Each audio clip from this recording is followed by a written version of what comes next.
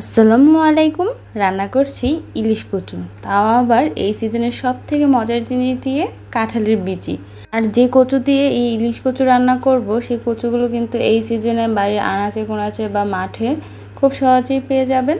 তো চলুন দেখি নিই কী করে রান্না করে নিয়েছি। আমি এখানে নিয়েছি প্রায় আমার হাতে 2 হাত দিয়ে ধরলে যতটুকু পরিমাণ কচু হবে তার 2 মুঠ পরিমাণ বাংলা কচু। আর কচুগুলো একটু ছিলে তারপর যে পাতাগুলো কচি আছে তা সহ নিয়ে খুব ভালো করে ধুয়ে নিয়েছি। এবার হাঁড়িতে বসিয়ে দিয়ে তারপর কিছু পানি দিয়ে এই কচুগুলো ভাপিয়ে নিচ্ছি। 5 থেকে 6 মিনিট এভাবে ভাপিয়ে নিলে দেখতে পাবেন যে কচুগুলো একদম পাতলা তলায় চলে যাবে। তারপর ছাঁকনিতে ঢেলে দেব পানিগুলো ঝরার জন্য। আর এখানে আমি নিয়েছি 2টি ইলিশ মাছের মাথা, কানসা এবং লেজ।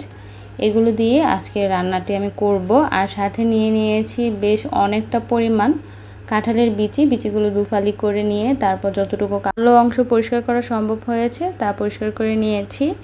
এবার রান্নার জন্য একটি কড়াইতে দিয়ে নেব পরিমাণ মতো সরিষার তেল, চাইলে সয়াবিন তেলও দিতে পারেন। তার মধ্যে দিয়ে দেবো 2টি এলাচ, 2টা মাঝারো সাইজের দারুচিনি এবং একটি তেজপাতা আর কিছু পেঁয়াজ কুচি। সাথে দিয়ে দিয়েছি বেশ অনেকটা পরিমাণ কাঁচামরিচ। আমার এখানে মরিচগুলো পেকে গিয়েছিল তাই এখানে লাল লাল দেখা যাচ্ছে।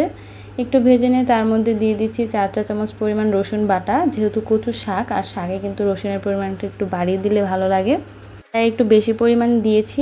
আর একটু তেলের মধ্যে ভেজে তারপর পানি দিয়ে দিয়েছি। এবার দিচ্ছি 1 চা চামচ পরিমাণ হলুদ গুঁড়ো এবং 2 চা চামচ পরিমাণ মরিচ গুঁড়ো। আর সাথে দিয়ে দিচ্ছি স্বাদ অনুযায়ী লবণ। যেহেতু কচু শাকটা আরও মিশে যাবে তাই অল্প পরিমাণ লবণ দিয়ে খুব ভালো করে এই মশলাগুলো কষিয়ে নেব। তারপর এর মধ্যে প্রথম অবস্থায় দিয়ে দেবো কাঁঠালের বিচি। চাইলে কিন্তু আপনারা কাঁঠালের বিচিগুলো আলাদা সেদ্ধ করে তারপরও দিতে পারেন, কিন্তু আমি এখানে কষিয়ে রান্না করছি। কষানোর জন্য অল্প পরিমাণ পানি দিয়ে দিয়েছি। যখনই মনে হবে যে কাঁঠালের বিচিগুলো 90% সেদ্ধ হয়ে গিয়েছে, ওই পর্যায়ে দিয়ে দিতে হবে ইলিশ মাছের মাথা, লেজ, কানসা যা যা রয়েছে তা দিয়ে দেবো। চাইলে কিন্তু আপনারা ইলিশ মাছের পিস দিয়েও এই রান্নাটি করে নিতে পারেন। তারপর ঢাকনা সহযোগে 5 মিনিটের মতো এই ইলিশ মাছগুলোকে মশলাগুলোর সাথে কষিয়ে নেব। কষানো হলে এর মধ্যে দিয়ে দেব ভাপিয়ে নেওয়া সেই কচুগুলো। তারপর সবগুলো মশলার সাথে এই কচুগুলোকে মিশিয়ে নেব এবং অনবরত নেড়ে এই কচুটিকে একদম শুকিয়ে নেব, কারণ এই পর্যায়ে কিন্তু অনেকটা পরিমাণ পানি বের হবে।